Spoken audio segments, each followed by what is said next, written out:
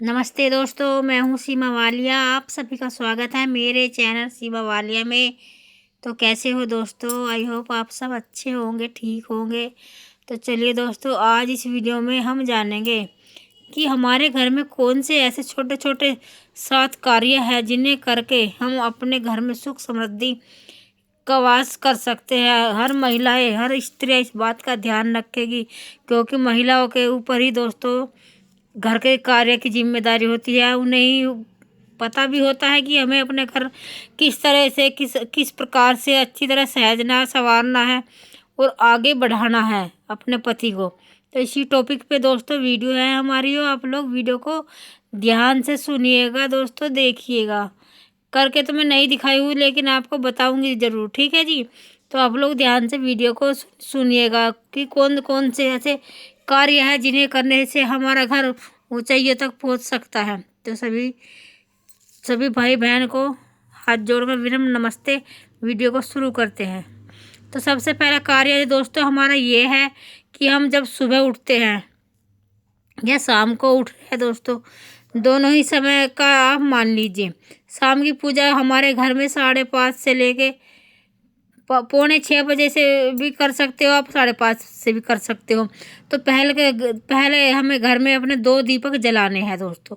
2 दीपक रोज जलाने हैं, सुबह शाम। सुबह को तो 1 दीपक जला देते हैं हम, धूप अगरबत्ती धूप बत्ती दिखा देते हैं माता तुलसी को, और शाम को हम 2 दिए प्रज्वलित करते हैं। 1 दिवा हम दोस्तों अपने घर के मंदिर में, सबसे पहले पूजा हम अपने घर के मंदिर में करते हैं। अपने मंदिर में आप जो भी आपसे आरती आती है, 1 2 3 4, तो आप आरती जरूर कीजिएगा अपने मंदिर में।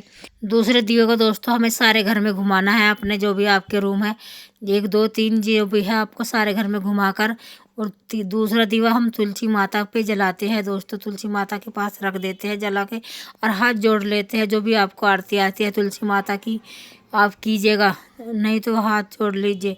और सुबह में भी धूप बत्ती अगरबत्ती में माता रानी को जरूर दिखा देनी चाहिए। ऐसा करने से घर में बढ़ोतरी होती है, बरकत होती है, और सुख शांति बनी रहती है घर में। सुबह की पूजा हो या चाहे शाम की हो, ठीक है जी। और दूसरा नियम दोस्तों हमारा ये है कि जो पूजा का जल होता है ना, जैसे मान लीजिए हमने सुबह पूजा कर ली और हमने माता जी के पास लोटा भर के रखा था पानी का, ठीक है, तो उस पानी को शाम को वहाँ से उठा लेना है दोस्तों, और उसे बदल देना है लोटे के पानी को।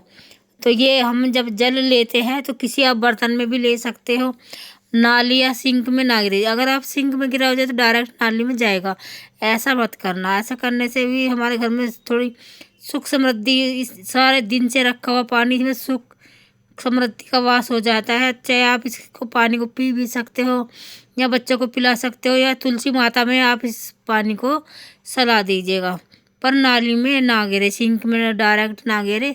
ऐसा करने से भी घर में सुख समृद्धि खत्म सी हो जाती है। ये जल भी बहुत महत्वपूर्ण होता है दोस्तों।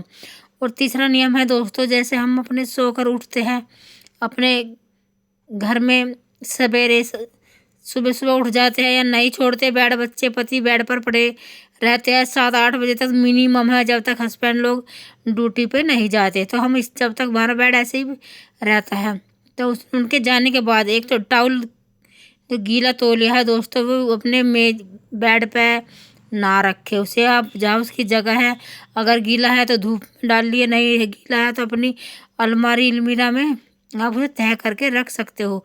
और जो कंबल या रजाई है जो भी आप ओढ़ते हैं, उसे भी अच्छे से फोल्ड करके आप दूसरी जगह रख सकते हो। इससे रखने से हमारा जो बेड है साफ़ सुथरा दिखाई देगा। बेड साफ, हमें साफ़ सुथरा दिखाई देना चाहिए। घर में हमारा सामान अस्त व्यस्त ना रहे, ना फैला रहे हमारा सामान। तो इस बात का आप ध्यान रखेगा अपने घर में। ये जो कार्य है छोटे छोटे, महिला ही करती है दोस्तों। अपने घर में सुख समृद्धि बढ़ोतरी के लिए महिलाओं के द्वारा ही ये कार्य किए जाते हैं। पति को कोई इन बातों से लेना देना नहीं है।